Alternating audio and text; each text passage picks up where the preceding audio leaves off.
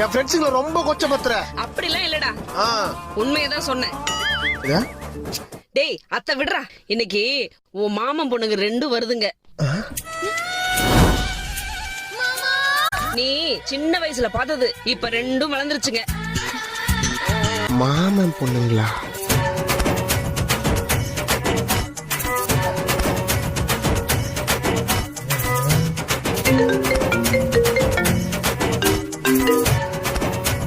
Hello மச்சான், நீ சொன்ன மாதிரியே ஆளை கழட்டி விட்ட. அவன் கோவத்துல பிரேக்கப்பே பண்ணிட்டான். அதை விட பாத்துக்கலாம். பொங்கலுக்கு நம்ம 4 நாள் சுத்துறோம். எங்க இருக்க மச்சான்? வீட்டுல தான் மச்சான் இருக்கேன்.